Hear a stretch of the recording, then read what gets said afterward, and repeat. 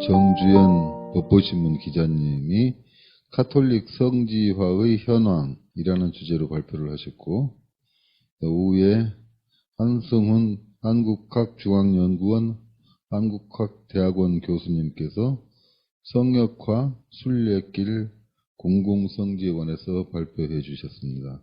또 마지막으로 이창익 고려대 민족문화연구원 연구교수님께서 천지남 성지화의 문제점과 주어사의 방향에 대해서 발표해 주셨습니다. 여러분들 잘 들으셨죠?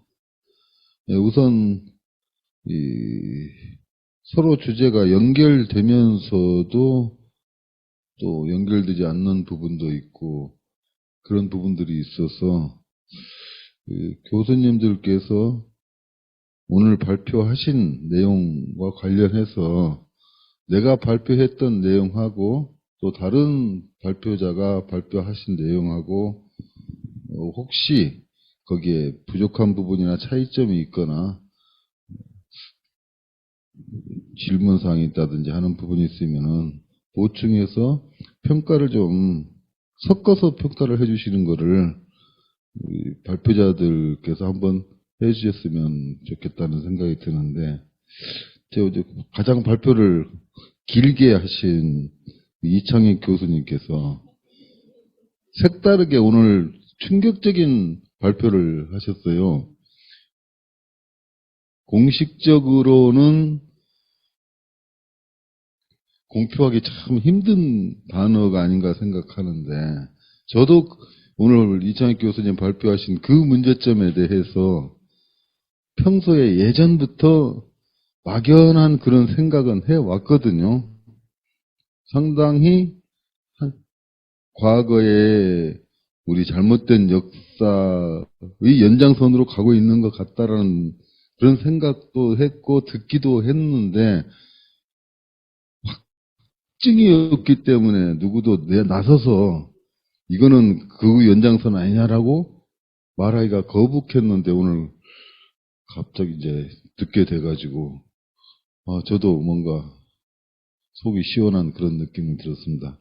그러니까 이 천지남 성지화라는 그 사업이 천주교에서 진행되어 온 사업인데, 우리 불교, 거기에 연결고리를 가지고 있는 우리 불교계는 어떻게 대응을 해야 되느냐 하는 그런 주제이면서, 또 아침에 발표하셨던 그 정주현 기자님이 발표했던 국내, 특히 서울에 있어서의 성지화 사업의 그 현황하고, 또 오후에 한승훈 교수님의 발표하고를 같이 종합해서 한번 요약해 주셨으면 감사하겠습니다. 예, 부탁합니다.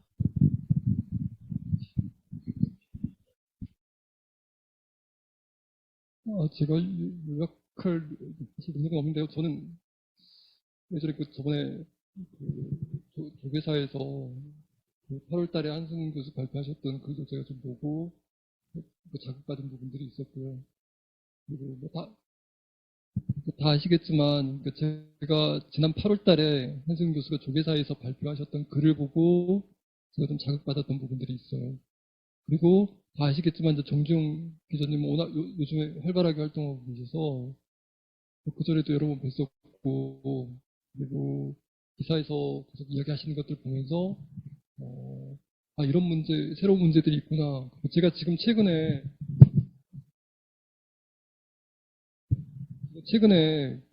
한 일주일 동안 좀 정신이 없어가지고요. 제가 강원도를 탈출하는 게 쉽지가 않더라고요. 이사하는데. 이제 혼자 막 짐을 싸고 하느라고 한 10일 동안 이렇게 멍한 상태였어요. 그래서 제가 최근에 한 일주일 전까지는 천지남 주어사와 관련된 학자들의 연구 결과들을 좀 검토하고 있었거든요. 그래서 그전에는 검토를 제대로 못했었는데, 검토를 하면서 나하고 생각이 비슷한 부분도 있고 아닌 부분도 있고 그런 것들을 좀 정리를 하고 있어요. 근데 이제 최근에 한 일주일간 제가 그 작업이 중단이 돼서 그걸 그 상태로는 차마 발표를 못 하겠더라고요. 그래서 일단은 좀 마무리가 된 부분부터 일단 발표를 했습니다. 그리고 제가 딱히 뭐 질문을 드린다기보다는 저는 아까도 이제 쉬는 시간에 잠깐 이야기를 했었는데, 제가 예전에도 한 10여 년 전부터였던 것 같아요. 2014년, 15년 무렵이었던 것 같은데, 그때도 계속 그 국가의 예산 지원 문제들은 우리가 계속 이야기를 해왔어요. 불교 쪽에서도 계속 이야기를 해왔고, 그리고 특정 종교의 종교성을 고양하는 작업에 국가 예산을 동원하는 게 바람직한가 하는 문제들은 우리가 계속 이야기를 해왔습니다. 그리고 이거는 종교 분리에 유관된다, 종교 편향이다, 이런 식의 비판들도 계속 해왔고, 그리고 저도 사실은 뭐 저번에 그 이상한 변호사 우영우 그 드라마에도 잠깐 나왔지만 사찰의 그 문화재 관람료 비판, 그 징수 이런 문제들도 우리가 또 불교 밖에서는 또 제기를 했었고, 저도 사실은 거기에 대해서 비판적인 입장이었었어요, 원래는. 근데 계속 생각을 하고 조계사에서도 계시는 분들 만나서 이야기 들어보고 하면서 좀 생각이 많이 변했어요. 왜냐하면 국가의 그전에는 이제 저는 이제 종교 밖에 국민 세금이 종교를 위해서 자꾸 이렇게 쓰여지는 게 바람직한가에 대해서 좀 부정적인 시각이 강했었고 비판적이었었는데 10년 전엔 그랬습니다.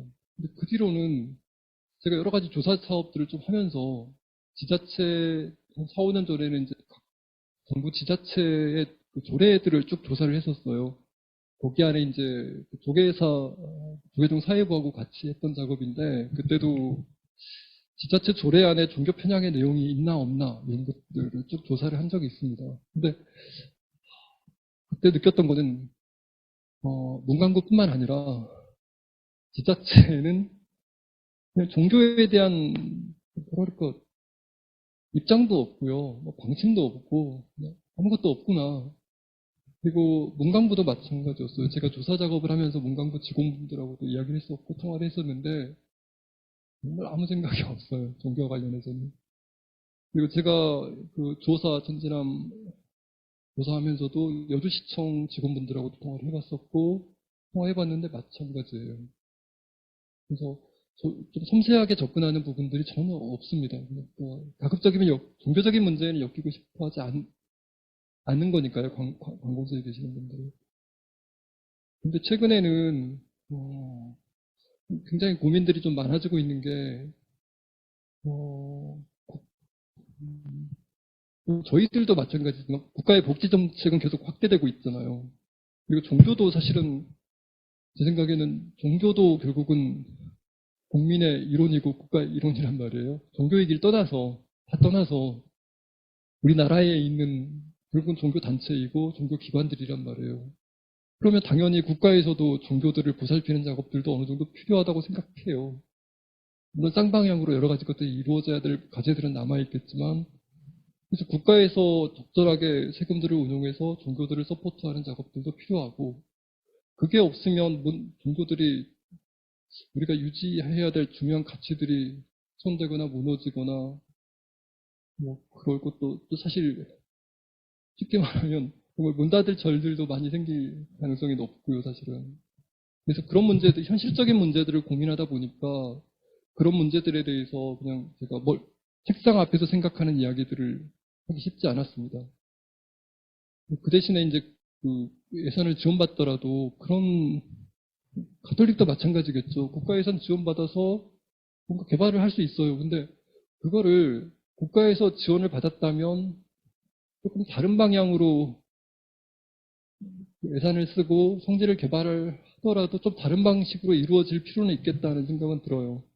자기 종교인들을 위한 곳이 아니라 좀 국민들을 위한 곳이라든가 좀 열어둘 필요가 있겠다라는 생각은 들어요. 공간을 개발하더라도. 그래서 거기에 대해서는 저희들이 이제 고민을 좀 정리하면서 시작하는 단계이기 때문에 앞으로도 이야기가 좀 많이 나와야 되고, 그리고 조계종 안에서도 좀 생각들이 많이 정리돼야 될 거라고 생각합니다. 아마 저 이제 옛날에 그 유라처럼 이야기하는데, 예전에 제가 익산에 그 원광대학교에 잠깐 있었는데 그때 정부에서 한참 이제 요즘 이야기하면 페미니즘 뭐 이런 이야기들이 한참 돌고 동성애 이야기들이 돌고 화제가 됐던 적이 있어요. 그래서 아마 문광부에서 했던 것 같은데 원불교 성분가 그쪽으로 공문이 온 거예요. 당신네 종교는 동성애에 대한 입장이 뭡니까? 이렇게 온 거예요. 근데 원불교에서는 한 번도 생각해 본 적이 없대요. 그런 문제를. 원불교의 공식 입장 자체가 없죠. 고민 자체, 그러니까 공식 입장이 아니라 통일된 입장이 아니더라도 분열된 입장조차도 없었던 거예요. 이야기를 공개적으로 해본 적이 없으니까. 근데 아마 각 불교도 사실은 이런 식의 문제들을 그전에는 제가 몇 년 전만 하더라도 스님들께서는 성지 이야기 하시면, 성지 이야기 들으시면, 뭐, 성지 갈등 이야기 하시면, 그냥 뭔가 좀 그런 거에 개입하는 것 자체가 좀 째째하게 느끼고, 좀 쪽팔리게 이런 것들에 우리가 개입해야 되나, 뭐 이런 식의 좀 반응을 제가 받았거든요. 그런 식의 느낌들을. 근데 몇 년 시간이 지나면서, 이게 의외로 그냥 그런 문제만은 아니겠구나 하는 생각들이 좀 있는 것 같아요. 어떻게든지 매듭을 짓고 정리할 필요가 있겠다는 뭐 그런 게 있는 것 같아요. 그래서 제가 조금 우려되는 부분들은, 그러니까 저는 이제 불교 신자는 제가 아니니까 뭐라 그럴까 조금 뭐 그런 거 있잖아요. 그러니까 아까도 이제 잠깐 이야기가 나오지 않았을까 싶은데 내 허물을 보지 않고 남의 허물만 우리가 비판할 수는 없잖아요. 그래서 그 균형점을 어떻게 잡을 것인가 하는 고민들도 역시 또, 그러니까 우리가 모든 비판은 그렇잖아요. 비판하는 순간 그 화살은 우리한테 바로 네, 돌아오거든요. 좀 정리를 좀 해주시죠, 이제. 네. 네. 그래서 아까 정주영 기자님 발표 들으면서도 그런 생각이 들었었어요. 그 화살들을 다시 불교가 받았을 때 불교에서는 어떻게 반응해야 되나. 그러니까 불교의 아까 잠깐 이제 불교의 성지 개발이나 여러 가지 이야기들도 있었는데 그런 문제들에 대해서 질문이 들어왔을 때는 또 어떻게 대답할 것인가 하는 고민들에 대해서 그 질문을 해야 되는 것 같아요. 제가 한번 질문을 더 드려보겠습니다. 네, 그게 좀 궁금했었어요. 일단은 정주영 기자님. 네. 일단 여기서 말씀드릴게요. 예. 네, 오늘 주제가 앞으로 주어사를 어떻게 할 것이냐가 가장 키워드인데, 국가나 지방자치단체 입장에서는 불교를 배제하고 천주교계의 요청만을 들어서 그대로 진행하는 것도 할 수 없을 것이고, 그렇다고 천주교를 배제하고 불교계가 원하는 방향으로 나가는 것도 쉽지는 않을 겁니다. 그러면 결국 종교 자체가 천주교와 불교계가 서로 나누어진 상태에서 대립구도 내지 경쟁구도로 가게 되면 국가나 지자체는 아무것도 안 움직이려고 할 가능성도 있고, 물론 이제 지금까지 오전에 얘기했던 천주교에서 해오고 있는 성지화 사업에 부분적인 제동을 걸 수 있을지 모르지만 이 주어사를 문제를 뭔가 좀 같이 창출적인 방향으로 끌고 가기는 어렵지 않겠나라는 생각이 드는데, 지금 교수님 지적하신 것처럼 재정 지원을 받으면 그 재정 지원을 통해서 공익적인 다중의 이익을 위해서 뭔가 가치를 창출해야 되는데, 그러려면은 종교계에서 천주교가 됐든 불교가 됐든 종교계의 이익을 노리고 있던 어떤 포교나 선교라든지 다른 어떤 이익을 노리고 있던 그런 부분은 우리가 양보를 해야 되는 거 아니냐, 그런 문제가 있을 수 있을 것 같아서 그런 재정 지원과 종교계의 입장에 관해서 우리 한승훈 교수님 말씀 좀 부탁합니다.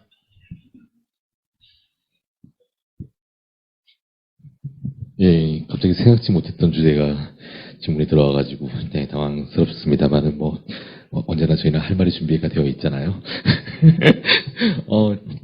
먼저 오늘 다른 두 분의 발표에 대해서부터 말씀을 드리면은 저는 개인적으로 굉장히 많은 자극을 받았습니다. 마치 미리 짠 것처럼 성지라고 하는 용어를 쓰는 거에 대해 가지고 이제 비슷한 어떤 문제의식을 갖고 계시다는 확인을 했습니다. 특히 저는 이 성지하고 순례가 연결되는 그 맥락들이 있지 않습니까? 이를테면 일본에서 특히 많이 쓰는 용법인데요. 한국에 오면은 그 한류 드라마에 나왔던 그런 장소 같은 곳에 가는 거를 성지순례라고 하죠. 여기는 순례라고 하는 개념이 굉장히 강하게 결부가 되어 있습니다. 심지어 온라인 공간에서도 뭐 이를테면 저희가 2년 전에 윤석열 검사가 대통령이 될 거라는 아무도 몰랐잖아요. 그런데 그때 누가 인터넷에 이런 말을 뭐 쓰는 거예요. 이를테면 이러다가 윤석열이 대통령 되는 거 아니야? 그러면은 한 2년쯤 있다가 사람들이 여기 성지다 하면서 가가지고 거기 가서 막 댓글 달면서 소원 빕니다.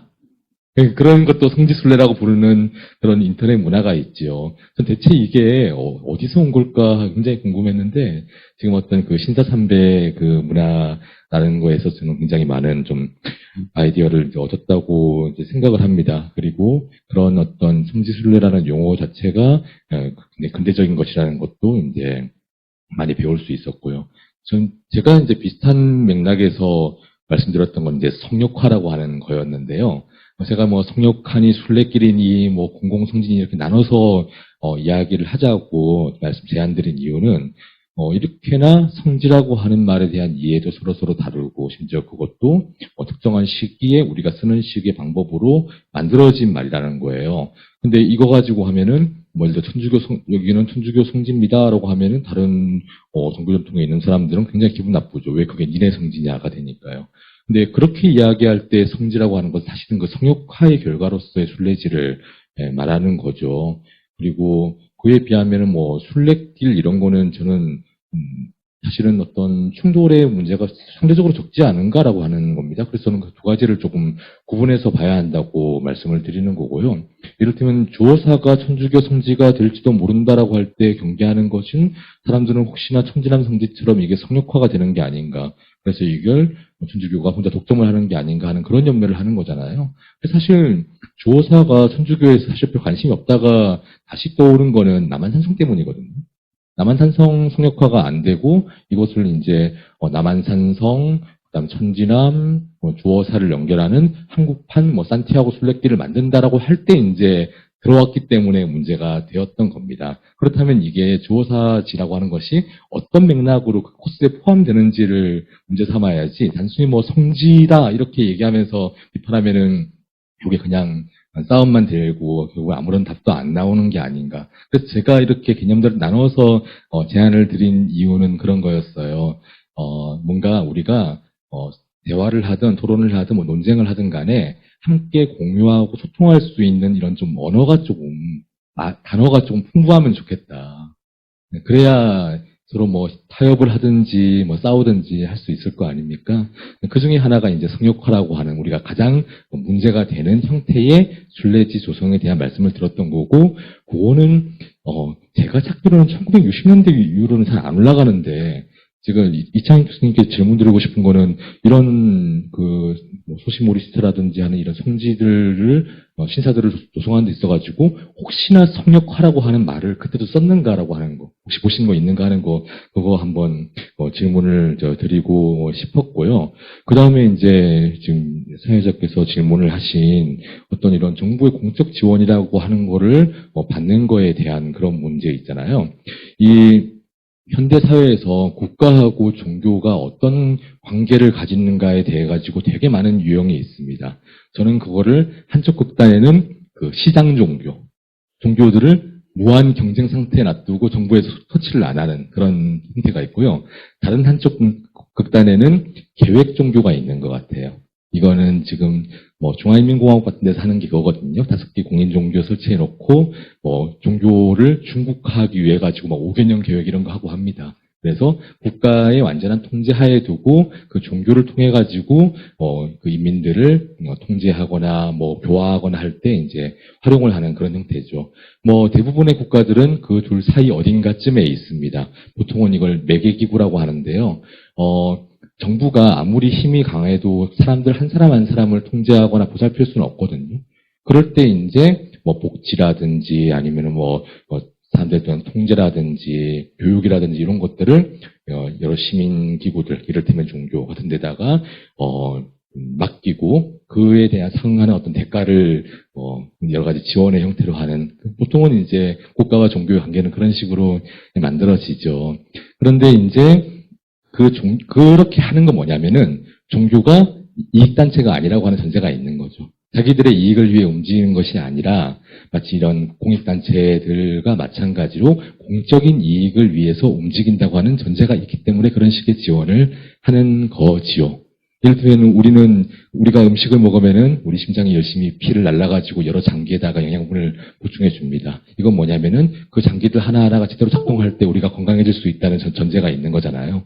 그런데 그냥 자기가 커지는 것만 관심 있고 이 몸 전체 건강에 아무런 유익을 주지 못하는, 이를테면 암세포 같은 거에다가 자꾸 영양분 부어주고 그러면 안 되잖아요. 염증 같은 데다가. 근데 가끔씩 종교가 그렇게 될 때가 있죠. 자기들의 성장만이 너무나 크고 자기들이 부자가 되는 게 중요하고 이 사회 전체의 이익에 대해 가지고는 아무런 관심이 없는 경우가 있습니다. 그럴 때는 이제 지원을 차단을 할 수 있는 그런 구분해서 하는 자세가 필요할 것 같아요. 또 좀 더 폭넓게 얘기해서도요. 이를테면 이런 천지남 주호사의 문제 같은 거에 대해 가지고도 이것만이 아니죠. 최근에 광화문 역사길이라든지 그다음에 법계도 관련해 있는 논쟁 같은 것들이 일어나고 있고요. 개신교하고의 관계 속에서도 친한 천사도 같은 거에 대해 가지고 보신문 기사들을 잘 보고 있습니다. 그런데 이 경우에도 나누어서 볼 필요가 있을 것 같아요. 그러니까 그냥 다른 종교가 아니라 그 안에도 말이 통하는 사람들이 있고 말이 죽어도 안 통하는 사람들이 있습니다. 말이 죽어도 안 통하는 사람들하고는 싸워야 하겠지만 그 안에서 말이 통하는 사람들하고는 협력을 해야죠. 그래서 내부에서 비판이 나와가지고 그 안에서 해결을 하도록 해야지 밖에서 이렇게 자꾸 때려가지고 천주교 너네 이러면 안 돼. 그러면 뭉치죠 당연히. 뭉치고 그런 어떤 극단적인 행태에 동의하지 않는 사람들까지도 굉장히 종교에 대한 적대적인 태도로 돌아설 수가 있습니다. 그래서 저는 이런 어떤 종교 갈등이 여러 유형으로 점점 많이 일어나고 있는데요. 저는 이게 자꾸 확전을 하는 방향으로 점점 더 판을 키우고 전선을 다양한 방향으로 나가는 건 굉장히 안 좋은 방법이라고 생각합니다. 오히려 명확한 목표를 세우고요. 그리고 그 내부에서 타종교의 내부에서 말통하는 사람들하고 협력을 해서 그 안에서 좀 처리할 수 있도록 이렇게 좀 밖에서 도움을 주는 게 오히려 저는 좀 불교적인 대응이 아닌가라고 생각을 갖고 있습니다. 이상입니다. 그럼 보충해서 하나 더 여쭤보면, 그러면 밖에서 비판하거나 이러지 않고 안에서 새로운 길을 모색해 간다는 게 구체적으로는 어떤 방법이 있을까요? 예, 이를테면요, 천지남 성역화 같은 것도 사실은 특정한 교구에 특정한 사람들이 주도를 했고 그 안에서도 그런 방식의 무차별적인 성역화, 성지 조성이라고 하는 것이 이게 천주교 교리에도 맞지 않고 역사적으로도 고정이 안 맞다라고 하는 비판이 천지남 성지 처음 조성할 때부터 있었습니다. 예, 그럴 때 그쪽 사람들에게 힘을 실어주고 불교계나 다른 일반 사회에서도 함께 협력을 했다면은 좀 더 천주교 내부에서 그런 사업들의 비판적인 입장을 갖고 있었던 사람들이 힘을 받을 수 있지 않았을까. 예를 들면 그런 겁니다.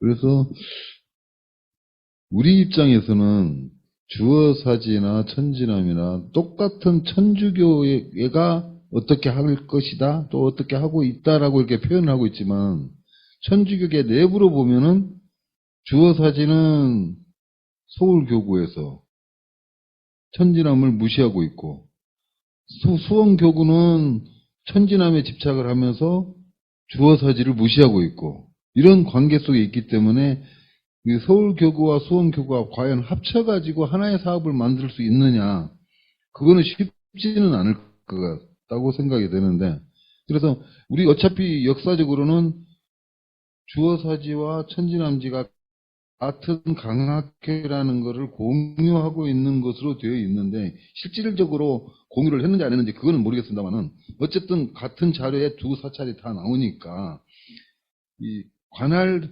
교구가 다른 천주교를 우리가 그렇다고 해서 어느 한쪽의 편을 들어서 어느 다른 편을 비판하는 모습이 우리 목적을 달성하는 데 도움이 될까요? 정확히 말씀드리면요. 서울교구에서 주어사를 밀고 있는 것도 아니에요. 수원교구에서 천지남이 개발하기 때문에 특별히 밀고 있는 거지, 서울교구 쪽에서의 교회사의 주류 입장은 뭐냐면은, 주어사 천지랑 강학회보다 훨씬 뒤에 지금의 명동 성당 지역의 명례반 공동체 하는 곳에서 천주교가 시작되었다고 하는 게 서울교구를 비롯한 주류 천주교의 입장이고, 수원교구 쪽에서 천지남을 성역화해서 여기를 바티칸급의 대규모 성당을 세우겠다고 하는 사람들이 이걸 이제 특별히 이제 밀었던 거죠.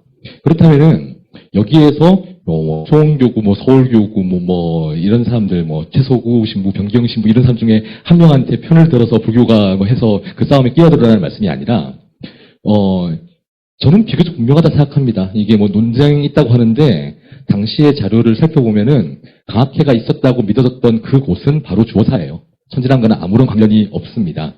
그렇다면은, 천지남을, 성역화하는 것, 특히나 굉장히 그런 폭력적이고 독점적인 방식으로 하는 것은 그 자체로 잘못되었다. 그렇기 때문에, 그걸 주장하는 천주교 내부의 일부 세력들은 비판을 받아야 마땅하고, 거기에 대해서 굉장히 상식적인 선에서 역사적 작업을 통해 비판하는 천주교 내의 양심적인 사람들과는 연대를 하는 것이 필요하다라고 하는 거죠. 누구 편을 드는 게 아니라 무엇이 옳은지를 좀 주체적으로 판단을 해가지고 거기에 대해서 발언을 하는 게 중요하다는 거죠. 단순히 이거를 불교와 천주교의 싸움이라고 한다면 이거 아무것도 해결이 안 된다는 말씀입니다. 그렇게 되면 천주교 내부에서 강학회 장소가 주어사지냐 천지남이냐 갖고 이견이 있지만 밖에서 어느 한쪽을 잘못됐다, 천지남이 아니다, 주어사다 맞다 라고 주장하면 서로 이견을 보였던 두 단체가 합쳐가지고 밖에다가 또 같이 공격할 가능성은 없을까요? 그런 일이 일어나지 않을 겁니다. 왜냐면은 애초에 그 두 가지 가지고 싸웠던 건 천주교 내부에서 1980년대에 있었던 논쟁이고요. 그거 밖에서 끼어든다고 해가지고, 저 밖에서 치니까 우리는 천지남으로 뭉치자, 이런 일은 일어나지 않을 거라고 생각합니다. 다른 문제는 모르겠어요. 지금 법계도 같은 거. 정지영 기자. 예, 정지영 기자, 말씀, 제가 못 들어가지고. 네. 일단, 첫 번째로, 우리, 한승원 교수님께서, 좀 이렇게 치밀하게 계획을 세워가지고 접근할 필요가 있다. 문제의 사안을 우선적으로 키우는 건 불교적으로도 적절하지 않다라고 말씀을 해주셨는데요. 용수 스님의 중간학을 여기에 비교해도 될지는 잘 모르겠지만, 참, 논파를 하는 방법도 하나의 방법이긴 하거든요. 그래서 점잖은 것들은 할 분들이 많습니다. 그래서 언론의 역할은 어쨌든 사안을 키우고 이 문제를 알리고, 그리고 또 외부적으로나 내부적으로나 경각심을 일으키는 데 있다고 저는 생각하고요. 그리고 철저한 계획하에 문제를 세워서 접근하면 가장 좋지만 그게 최선이라고 저도 생각합니다. 다만 이제 지금 시간이 많이 지났고, 그리고 또 최선이 안 되면 차선이라도 해야 된다라는 저희 신문사에는 그런 입장을 가지고 있고요. 네, 그리고 이창희 교수님께서 말씀해 주셨던 부분인데, 종교 내부 건전한 비판이 가능한지 이런 얘기였나요?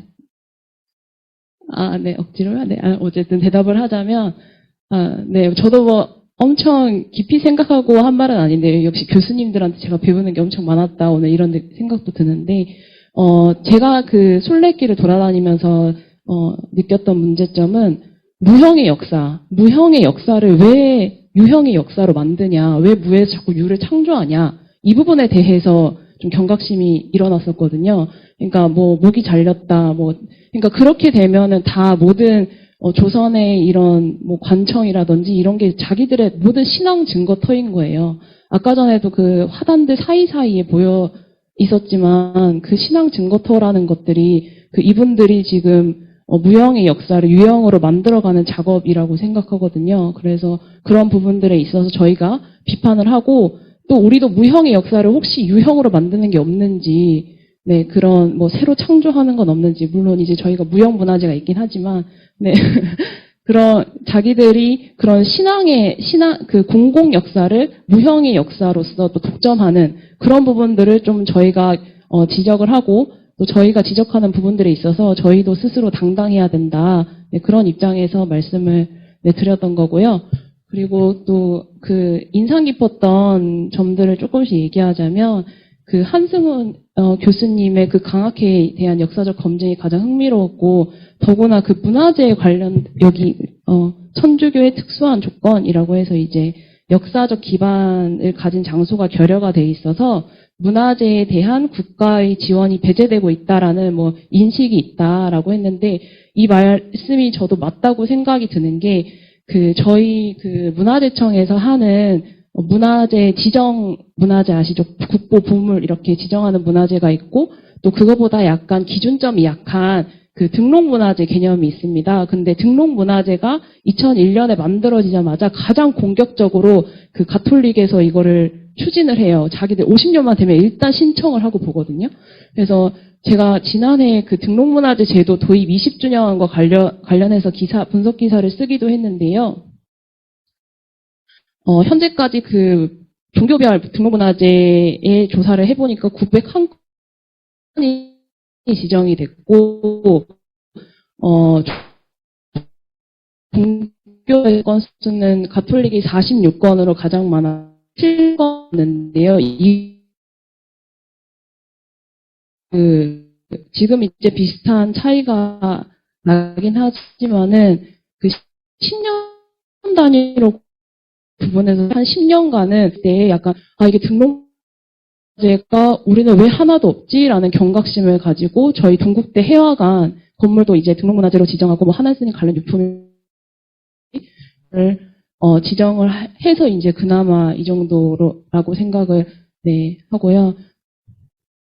네, 말씀하세요. 좀 정리 좀 해주셨으면 정리요? 네. 제가 여쭤볼 게 있어요. 제가 짧게 그래요? 저 아직 할 말이 많은데. 네, 그리고 민학기 변호사님이 감독하고, 잠깐만요. 그리고 또 있어요. 이창희 교수님이 천지남의 공공성지는 아마 불가능할 거다라고 말씀을 하셨는데, 저는 너무나 공감해요. 왜냐면, 최근에 화엄일승 법계도 끝에 십자가를 단 문제에 대해서 저희가 지적을 하고 있는데, 이것과 관련해서 서소문이랑, 그 다음에 옹청박물관이랑, 그 다음에 천주교 서울대 교구랑 모두 공문이 똑같은 형식으로 왔어요. 그러니까, 서소문이 옹청박물관의 답변을 대신한다라고 얘기를 하고 천주교 서울대 교구가 서소문 역사박물관의 답변을 대신한다 이렇게 얘기를 해서 회신 공문이 왔는데요. 거기 이제 어쨌든 원문이 되는 옹청박물관의 입장을 살펴보면 이 사람들이 이거는 의상 스님이 만든 거지 불교계만의 유산은 아니다라고 얘기를 하고 있어요. 그러니까 이 사람들의 스타일을 아시겠죠?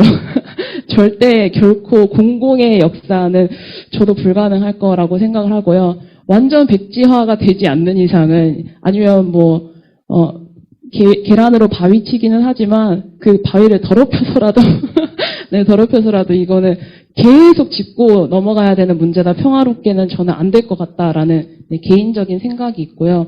또 민학기 변호사님이 감독하고 체크할 수 있는 기구를 만들어야 된다고 하셨는데 저도 엄청 공감합니다. 왜냐하면 다른 국가에 종교청이 있는 나라도 있다고 들었는데요. 그런 게 불가능하다면은 그런 걸 기준을 성지에 대한 기준이라도 만들 수 있는 법안이라도 제정돼야 되지 않느냐라는 생각이 듭니다. 이상입니다. 제가 질문을 하려고 그랬는데 답변을 먼저 해버리니까 질문을 할 여지가 없어져 버리네. 그게 무슨 얘기냐면 이 주어사 문제, 천지남 문제를 얘기하다 보면은 저는 천주교하고 협력해서 어떻게든 서로 기분 상하지 않게 협력해서 이걸 공동으로 추진을 해야 되는데 이거를 국가가 먼저 나서서 국가를 꼬드겨서 천주교를 설득해 달라고 할 것이냐 아니면 우리가 천주교를 설득해서 같이 국가에다가 요청을 할 것이냐 어느 게 현실적이냐 하는 거 갖고 고민하고 있는데 이렇게 논쟁을 하다 보면 항상 월원너싱으로 가가지고 저쪽을 무너뜨리지 않고서는 되는 게 없다 이런 흐름으로 가는 경우가 있거든요. 근데 현실적으로 상대방을 무너뜨릴 수도 없고 우리가 우리 독자적인 힘으로 뭔가를 이루기에도 힘이 많이 모이면 좋겠지만 한 30년 전이라면 되겠지만 지금은 좀 그것도 마저도 쉽지 않은 것 같은데 그러면 우리 정 기자님 때 그거 여쭤볼게요. 우리는 우선 주어사, 천지남 두 군데를 함께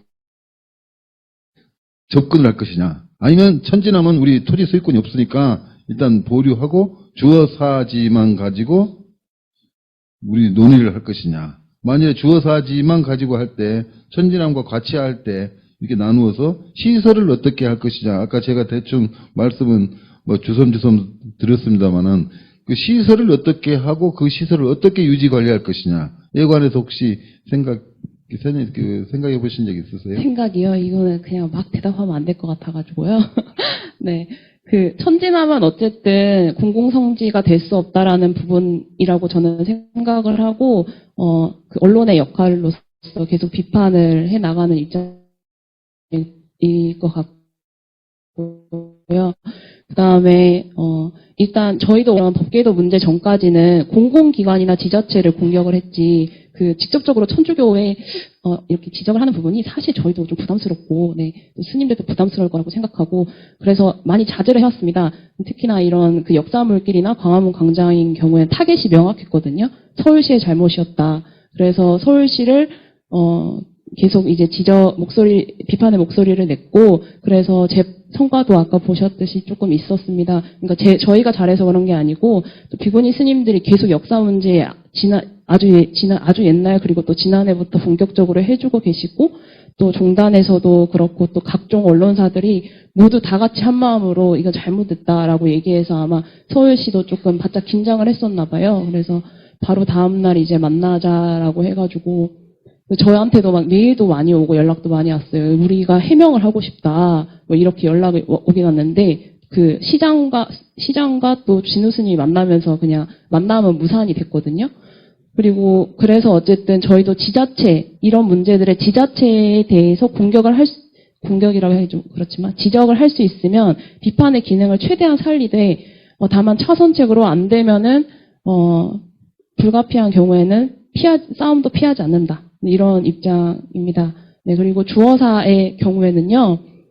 그건 조금 더 고민을 해봐야 될 것 같아요. 그래서 어떻게 접근할 건지. 그래서 정리하자면, 네, 천진함과 주어사에 대한 태도는 아마 다를 것 같다. 그래서 따로따로 가야 할 것 같다라는 입장입니다. 예, 여러 가지 좋은 말씀 감사합니다. 그런데 좀 안타깝기는 천주교가 좀 욕심을 부려서 사업을 해오고 있는 건 맞는데 거기에 대해서 지적하고 또 관청을 비난하고 하는 거는 왜 불교계가 혼자서 싸우면서 힘들게 하고 있는가라는 그런 의문은 좀 들어요. 아까도 그 서울시에 관한 서소문 역사관 바로 세우기 범국민대책위원회 이런 데에서도 뭐 비판적인 태도를 가지고 있다면 결국은 우리하고도 뜻이 같다면 같이 힘을 합쳐서 같이 관공서를 하면 우리가 맞는 불이익이 좀 적을 텐데 우리만 나가니까 개별적으로 나가니까 우리가 오히려 불이익을 받지 않겠나라는 생각이 들어요. 저는 사실은 예전에 말씀 들으면서 생각이 나는 게 예전에 처음에 작년에 이제 몇 년 전에 그 저희들은 이제 주호사 프로젝트라고 불렀는데 그 프로젝트를 시작하면서 했던 이야기들이 있었어요. 근데 그 취지들이 되게 좋았다고 생각해요. 송탁스님하고도 나눴던 이야기들이 가장 1차적인 거는 저는 성지 관련된 논쟁들이 종교 간의 갈등이나 이런 식으로 자꾸 풀려나가는 건 바람직하지는 않다고 생각합니다. 근데 그때도 이제 저희들이 고민했던 부분이 뭐냐면 천주교에서는 1차적으로는 주어사나 천진함이 자기들의 문화나 역사적으로 굉장히 가치 있는 장소라고 하는 걸 계속 어필해 왔어요. 여러 가지 학문적으로도 그렇고 관공서를 통해서도 그렇고요.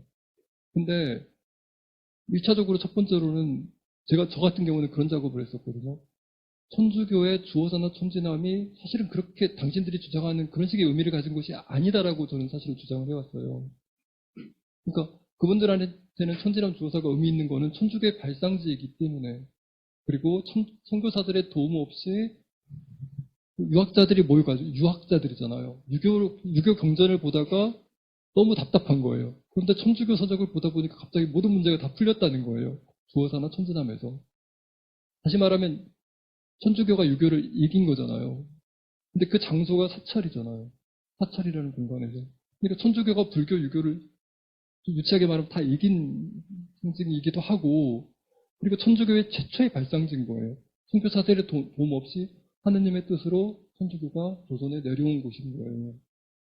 근데 제가 자료를 검토해 본 바로는 설령 주어사에서 강학회를 천주교 강학을 했더라도 그 시점은 아니다. 일단 당신들이 주장하는 그 시점에 했을 리는 없다. 그리고 유교 강학을 했다라고 하는 구체적인 기록들은 있겠지만 그 장소에서 천주교 강학을 했다는 구체적인 기록은 모르겠어요. 저 같은 경우는 발견하지 못한 것 같아요. 네. 예. 유교 강학을 하다가 천주교 이야기를 했을 수는 있어요. 그게 첫 번째고, 그러니까 천지남이나 주어사가 당신들이 생각하는 의미가 아니다라고 일단 이야기하고 싶었고, 두 번째로는 이게 또 가장 중요한 문제고 해결되지 않은 문제인데, 천지남은 공공성지나 어떻게 해결하기 불가능해요. 이미 넘어갔다고 생각하면 돼요. 방법이 없어요. 왜냐하면 그걸 건드리면 정말 전쟁이 일어나거나 싸움이 일어날 겁니다. 근데 주어사는 좀 다른 식으로 해결됐으면 좋겠다라고 하는 제 개인적으로 바람이 있었어요. 그러려면 천주교에서는 아까 말씀드린 대로 자기들한테 역사적 문화적으로 의미 있는 공간이라고 이야기를 해요. 그러면 거기에 불교에서 공공성지나 공동성지를 창출하려면 방법은 딱 하나밖에 없습니다. 종교적인 의미일 수도 있겠고 문화적인 의미나 역사적인 의미를 거기에 부여할 수밖에 없어요. 왜 주어사가 조계종의 불교의 중요한 곳인지를 이야기할 수 있어야 되거든요. 지금까지 나온 이야기는 불교가 다른 종교들을 위해서 다른 종교의 시작에 도움을 주었던 공간이다. 이 정도의 이야기만 있었는데 그것만으로는 부족하단 말이에요. 주어사를 복원하더라도 부족하고. 그래서 거기에 여러 가지 의미들이, 그러니까 사실은 주어사 프로젝트를 시작한 이유도 주어사가 가지고 있는 상징적인 의미를 자료는 없기 때문에 그 의미를 계속 축적해 나가는 과정이라고 생각했어요. 그리고 벌써 1년, 2년이 지나면서 아무튼 어쨌든 간에 여러 가지 의미들이 저는 계속 쌓이고 있다고 생각하거든요. 주어사에 관련된 여러 가지 인식들이 모이고 이야기들이 모이면서 의미는 계속 축적되고 있고, 그리고 어느 순간에 가면 사실은 천주교가 가지고 있는 의미를 넘어설 수도 있어요. 불교가 가지고 있는 의미가. 그러니까 불교 아까 이게 그 등록문화재도 이야기하셨지만 등록문화재 등록하는 이유는 딱 하나밖에 없거든요. 국가에서는 종교를 지원하지는 않습니다. 문화를 지원하거든요. 그러니까 문화가 그냥 종교가 아니라 문화 또는 종교 문화를 지원해요. 네. 모든 지자체 조례들도 다 그렇게 돼 있습니다. 뭐 시간이 다 그러니까 돼가지고. 문화재를 만들지 않으면 국가에서 지원받을 수 없습니다. 주어사 같은 경우도 국유림이다. 그러면 그곳이 문화적으로 가치 있는 곳이다라고 하는 것, 종교적인 것뿐만 아니라 역사적으로 문화적으로 가치 있는 곳이다 하는 걸 불교에서도 보여줄 필요가 있지 않을까 하는 생각을. 예. 오늘 강의도 아주 상세하게 해주시고 마지막 토론도 설명을 상세하게 해주시니까 정말 몸둘 바를 모르겠습니다. 여러분들 많은 관심을 가지고 끝까지 지켜봐 주셔서 감사드립니다만은 오늘 했던 이 주어사와 천지람에 관한 문제는 그래도 원론적으로 원칙적인 입장을 지켜나가자 이런 입장에 같이 공감하고 있는 것 같습니다. 지금 끝내려고 그래가지고. 그래요. 그러면 제가 1분 만에 말할게요. 네. 네, 질문해주신 부분에 그 천도교랑 같이 할 생각 없느냐 그런 얘기도 많이 해주셨고, 또 지난번 역사물길 관련해서도 또 어떤 그 선생님이 저에게 또 질문을 해주셨는데 왜 이 문제를 그 일반 역사학자들과 하지 않느냐 이런 얘기를 해주셨는데요. 저희도 그 성균관 그 이전이 적혀있지 않는 걸 보고 또 성균관 대학교 교수님들을 좀 접촉을 하려고 했는데 사실상 그 일이 너무 빠르게 진척이 돼서 그럴 여유가 없었고요. 그리고 서소문 역사공원 같은 경우에는 천도교와 저희가 접촉을 하는 중에 있습니다. 그래서 저희 신문에 그 천도교의 뭐 기고라든지 이런 부분도 조금 실을 예정으로 있고요. 그리고 내년 지금 그 중구청이 서소문 공원의 운영자예요. 그래서 5년간 위탁 운영을 하는데 마침이라고 하긴 좀 그렇지만 아무튼 내년에 천주교 서울대 교구의 위탁 운영 기간이 좀 끝나거든요. 내년 6월에. 그래서 이 부분을 계속 이어나가서 물론 가능성이 저도 희박하다고 봅니다만 그래도 다른 천도교에 좀 기회를 줄 수 있는 방안들을 한번 생각해보자. 그래서 협력 열심히 해서 문제를 풀어나가도록 하겠습니다. 예, 꼭 성사되기를 바랍니다. 예, 고생하셨습니다. 잠깐만, 아까 우리 민 변호사님께서 못 들으신 것 같은데, 한승훈 교수님께서 이창희 교수님께 질문하셨어요. 성역화라는 말을 언제부터 썼는가? 아주 1분 내로 간단하게 부탁드립니다. 그거는 뭐 성역화라는 말을 제가 기사나 이런 것들 검색해서 보진 않았고요. 성역이라는 말은 본 것 같아요. 네네, 성역은. 성역화 이렇게까지는 이야기하지 않는 것 같아요. 네, 그러면 네, 종합 토론 마치도록 하겠습니다.